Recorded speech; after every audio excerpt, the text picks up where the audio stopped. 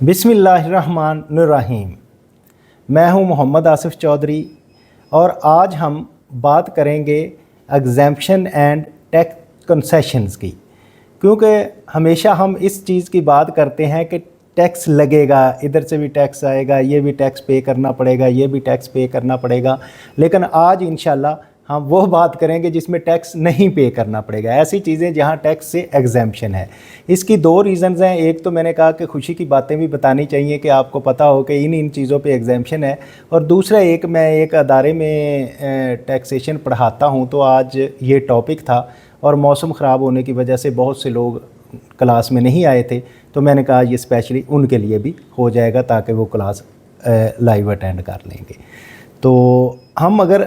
एग्ज़ैम्पशंस की बात करें और टैक्स कंसेशंस की, तो हमारे पास सीरियल नंबर 1 में जो आता है वो सेक्शन 41 है। इनकम टैक्स ऑर्डिनेंस का सेक्शन 41 जो है वो डील करता है एग्रीकल्चर इनकम को। तो as per section 41 of income tax ordinance 2001 agriculture income जो है वो टैक्स से एग्जैम्प्ट है। हाँ, ये हो सकता है दूसरी किसी प्रोविंशनल में उस पर टैक्सेशन हो या और किसी लॉ में हो, लेकिन as per income tax ordinance 2001 के मुताबिक उसका सेक्शन 41 है कि एग्रीकल्चर इनकम एग्जैम्प्ट है। एग्रीकल्चर इनकम क्या हो सकती है उसकी साथ साथ थोड़ी मैं डिटेल भी बताता जाता हूँ। जैसे कि अगर किसी के पास ज़मीन है और उसने ज़मीन वो लीज़ पे दी हुई है, ठेके पे दी हुई है, तो उसका जो उसको इनकम आ रही है उस पर टैक्स नहीं है। इसी तरह जो उसको कल्टीवेट कर रहा है और उससे एग्रीकल्चर प्रोडक्ट्स बना रहा है और एग्रीकल्चर प्रोडक्ट्स आ रही हैं, वो उस पे प्रोसेस होने से पहले तक एग्रीकल्चर प्रोडक्ट्स हैं, तो वो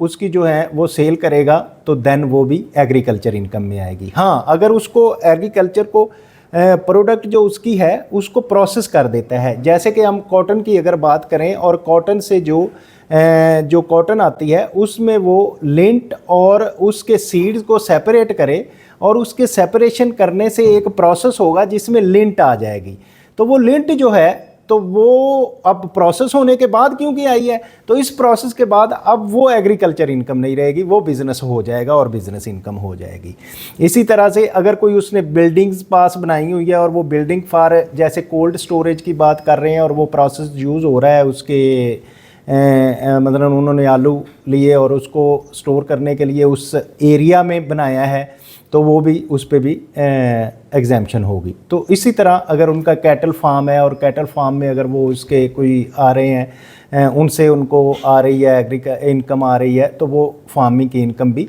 वो भी उनको एग्जैम्प्ट होगी। तो ये तो थी एग्रीकल्चर इनकम के बारे में। इसी तरह जो हमारा सेकंड थिंग है वो है सेक्शन 42 डील करता है डिप्लोमेटिक्स एंड यूनाइटेड नेशंस की जो एग्जैम्पशन है उनको डील करता है। अब जो डिप्लोमेट्स हैं, जितने भी डिप्लोमेट्स पाकिस्तान में रह रहे हैं या उनकी जो अपने एम्बेसीज़ हैं, उनके एक्सपेंसेस या डिप्लोमेट्स की जो भी इनकम है वो सारी इनकम जो है वो टैक्स से एग्जैम्प्ट है। तो ये था section 42 of the income tax ordinance 2001। इसके मुताबिक जो है डिप्लोमेट्स एंड यूनाइटेड नेशंस के जो है उनको एग्जैम्प्ट है टैक्स। सेक्शन 43 है इनकम टैक्स ऑर्डिनेंस 2001 का, फॉरेन गवर्नमेंट ऑफिशियल्स के अगर कोई बाहर की गवर्नमेंट के ऑफिशियल्स इधर आके काम कर रहे हैं किसी प्रोजेक्ट्स पे अपने, और गवर्नमेंट के फ़ंड पे कर रहे हैं और गवर्नमेंट के लिए कर रहे हैं, तो उनको जो उनकी सैलरीज़ मिल रही हैं, फॉरेन गवर्नमेंट उनको सैलरीज़ जो दे रही हैं, वो भी टैक्सेशन से एग्जैम्प्ट होगी। हमारी फोर्थ जो सीरियल नंबर है उसमें section 44 of the income tax ordinance है, जिसमें exemption under the international agreements. ये मैंने जब बेप्स का और ट्रांसफ़र प्राइसिंग का लेक्चर दे रहा था तो उसमें भी मैंने मेंशन किया था कि पाकिस्तान की बहुत से कंट्रीज़ के साथ इंटरनेशनल टैक्स ट्रीटीज़ हैं जहाँ टैक्स के एग्रीमेंट हैं, जिसके मुताबिक ये है कि अगर वो अपने मुल्क में टैक्स दे रहा है, एक मुल्क ने एक ने टैक्स दिया, तो दूसरे में उसको टैक्सेशन नहीं लगेगी, जिसकी वजह से वो बेस एरोजन बेप्स के भी प्रॉब्लम क्रिएट होते हैं और ट्रांसफ़र प्राइसिंग के भी होते हैं कि एक कंट्री में टैक्स रेट कम है, दूसरे कंट्री में टैक्स रेट ज़्यादा है, तो लेकिन एक में पे कर दिया तो दूसरे में नहीं पे करना होता। तो वो जो एग्रीमेंट हैं इंटरनेशनल ट्रीटीज़ हैं या एग्रीमेंट्स हैं उनके मुताबिक भी टैक्स एग्जेम्प्ट होगा और उनको टैक्स नहीं लगेगा। इसके बाद हमारा सीरियल 5 में है सेक्शन 44A, जिसके मुताबिक exemption under the foreign investment promotion and protection act 2022 है, जिसके मुताबिक हम फॉरेन जब इन्वेस्टमेंट लेके आते हैं, क्योंकि हमने कोई अट्रैक्शन देनी होती है, हर कंट्रीज़ ये करता है कि फॉरेन इन्वेस्टर्स को कुछ अट्रैक्शन देता है, तो वो जो उसकी अट्रैक्शन इस शक्ल में है कि उस पे अगर आप इन्वेस्टमेंट लेके आते हैं बाहर से, तो उस इन्वेस्टमेंट में जो आ रहा होगा, इंटरेस्ट आ रहा होगा या प्रॉफिट आ रहा होगा, उस इन्वेस्टमेंट पे भी एग्जेम्पशन है एज़ पर एक्ट 2022। इसके बाद हमारी सीरियल नंबर 6 में है section 45 of the income tax ordinance 2001, जिसमें प्रेसिडेंट्स ऑनर्स के जो अवार्ड्स प्रेसिडेंट्स ने किए हैं, कोई मेडल्स दिए हैं, कोई ऑनरेरी अवार्ड दिया है किसी को, तो उस पे भी टैक्स नहीं होगा। नेक्स्ट सीरियल नंबर 7 है 46 सेक्शन है ऑफ इनकम टैक्स ऑर्डिनेंस 2001 का, जिसके मुताबिक है प्रॉफिट ऑन डेट। ये बड़ी अजीब सी वो पहली शक्ल देखते ही लगता है कि हैं प्रॉफिट ऑन डेट पे भी नहीं हो सकता टैक्स। हाँ जी, नहीं है, कुछ लोगों के लिए नहीं है, स्पेशली उनके लिए ये नहीं है जो कोई किसी ने अपनी सिक्योरिटीज़ बॉन्ड्स कुछ बेचा बाहर के किसी कंट्री में, किसी नॉन रेजिडेंट को से लोन लिया या किसी नॉन रेजिडेंट से, लेकिन इसके लिए एक शर्त है कि एक रेजिडेंट पर्सन ने एक नॉन रेजिडेंट से लोन लिया, अब उसको जो प्रॉफिट उस डेट पे दे रहा है उस पे टैक्स नहीं होगा। लेकिन वो जो दोनों नॉन रेजिडेंट और रेजिडेंट पर्सन है, जो दोनों एसोसिएट नहीं होने चाहिए, और जो वो उन्होंने लोन लिया है वो गवर्नमेंट के लिए इस्तेमाल होना, अपने काम के लिए इस्तेमाल करे विद इन द कंट्री, और उस पर जो इंटरेस्ट दे रहा है वो इंटरेस्ट दे उसको ऑन द फॉरेन कंट्री, बाहर वो उसको इंटरेस्ट भेजे, तो देन जो है उस पे भी, इस प्रॉफिट ऑन डेट पे भी नहीं टैक्स होगा। इसके बाद हम बात करते हैं सेक्शन 47 की। Section 47 of the income tax ordinance 2001 जो है वो स्कॉलरशिप्स की बात करता है कि स्कॉलरशिप्स पे भी टैक्स एग्जेम्पशन है। ये कौन से स्कॉलरशिप हैं? ये वो स्कॉलरशिप्स हैं जो पढ़ने के लिए किसी को अपने स्टडी एक्सपेंसेस बियर करने के लिए स्कॉलरशिप दिए जाते हैं और वो यूज़ फॉर द स्टडीज़ के लिए यूज़ हों, तो उन पे भी टैक्स नहीं है। Section 48 of the income tax ordinance 2001 करता है support payment under an agreement to live apart. ये बड़ा अजीब सा भी है थोड़ा सा सेक्शन। इसमें ये है कि इसकी एग्जांपल अगर मैं दूं तो दो मियाँ बीवी हैं, सपोज़ उनके किसी वजह से इख्तलाफ हो गया और उनको अलग-अलग रहना पड़ रहा है, तो अब जो मियाँ के ज़ुम्मे अगर लगा कि बीवी को इतना उसने ख़र्चा देना है, या बीवी के ज़ुम्मे लगा कि मियाँ को उसने इतना ख़र्चा देना है, तो उसमें जो भी पैसे आ रहे हैं, सपोज़ हम बात करते हैं कि मियाँ के ज़ुम्मे लगा, तो अब जो हस्बैंड ने वाइफ को जितने पैसे दिए कि अलहदा रहने के लिए उसका ख़र्चा कोर्ट ने मुकर्रर किया या उसका कोई इस तरह से एक्सपेंस आया, जो भी वो पैसे लिविंग अपार्ट के उसको मिल रहे हैं वो टैक्सेबल नहीं है। वो चाहे जितने भी हैं, लाखों में है, कितने भी हैं, लेकिन वो for the sake of this purpose होने चाहिए। सीरियल नंबर 10 में हमारे पास आता है section 49 of the income tax ordinance, जिसके मुताबिक federal government, provincial government and local governments, इनकी जो रसीट्स होंगी वो भी टैक्सेबल नहीं होंगी। लेकिन इसमें एक चीज़ का ख्याल रखा जाए कि ये अगर कोई लोकल गवर्नमेंट या फेडरल गवर्नमेंट कोई बिज़नेस कर रही है, इनकी कोई ऑर्गेनाइजेशन है, कोई ये ऐसी ऑटोनम बॉडी उन्होंने लगाई, कोई मिल लगा ली, सपोज़ एक शुगर मिल लगाई है फेडरल गवर्नमेंट की है वो, तो अब उस शुगर मिल का जो बिज़नेस का इनकम है वो टैक्सेबल होगी। लेकिन फेडरल गवर्नमेंट की, लोकल गवर्नमेंट की और प्रोविंशियल गवर्नमेंट्स की जो रिसीट्स हैं ये टैक्सेबल नहीं होंगी।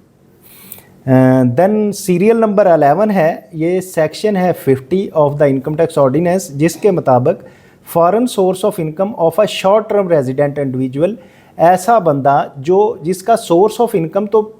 फॉरेन है लेकिन वो शॉर्ट टर्म के लिए रेजिडेंट होता है पाकिस्तान में, लेकिन असल सोर्स ऑफ इनकम उसका फॉरेन है, तो उसको भी टैक्स एग्जेम्पशन होगी, उसको भी टैक्स नहीं लगेगा। Section 51 of the income tax ordinance 2001 के मुताबिक foreign source of income of returning expatriates जो हैं, जो बाहर रह रहे हैं, काम बाहर कर रहे हैं और वो रिटर्न करते हैं अपने मुल्क में, लेकिन उनका जो सोर्स ऑफ इनकम है वो फॉरेन है, तो उनको भी टैक्स से एग्जेम्पशन होगी। और सेक्शन 53 डील करता है शेड्यूल्स को, कि जो सेकंड शेड्यूल में जितनी भी कंसेशंस हैं, जितनी भी एग्जेम्पशंस हैं of the income tax ordinance, section 53 of the income tax ordinance 2001 and second schedule of the income tax ordinance 2001, वो एग्जेम्पशंस को ट्रीट करता है, उसको भी एग्जेम्प्ट होगा। और section 54 of the income tax ordinance 2001 exemption and tax provisions in other laws, कि अगर किसी और लॉ में ये प्रोविज़न है कि एग्जेम्प्ट होगा और इनकम टैक्स ऑर्डिनेंस में नहीं है, तो देन वो एग्जेम्पशन नहीं होगी। ये चीज़ आप जहन में रखें। जिसको इनकम टैक्स ऑर्डिनेंस 2001 कह रहा है कि ये एग्जेम्प्ट हैं, वो एग्जेम्प्ट होंगे। बाहर के लॉ चाहे जितना भी कहते रहें कि ये एग्जेम्पशन है, लेकिन उसको एग्जेम्पशन कतन नहीं होगी जब तक कि इनकम टैक्स ऑर्डिनेंस 2001 उसको एग्जेम्पशन नहीं देता। अब बात एक बहुत इंपॉर्टेंट सेक्शन है 55। अब 55 सेक्शन जो है वो क्या कहता है? 55 section of the income tax ordinance कहता है लिमिटेशन ऑफ द एग्जेम्पशन, कि जितनी भी एग्जेम्पशन है उसकी लिमिटेशंस जो हैं वो उस हद तक हैं जो इसमें बयान की गई, इस सेक्शन में बयान की गई। जैसे कि इसकी मैं अगर आपको एग्जांपल दूं तो इसकी एग्जांपल इस तरह से बनती है कि एक बंदे को बाहर से प्रॉफिट ऑन डेट की, जैसे हमने बात की, नॉन रेजिडेंट है और उसको प्रॉफिट ऑन डेट मिल रहा है, ठीक है, रेजिडेंट से उसको पैसे देने से या इधर इन्वेस्टमेंट करने से,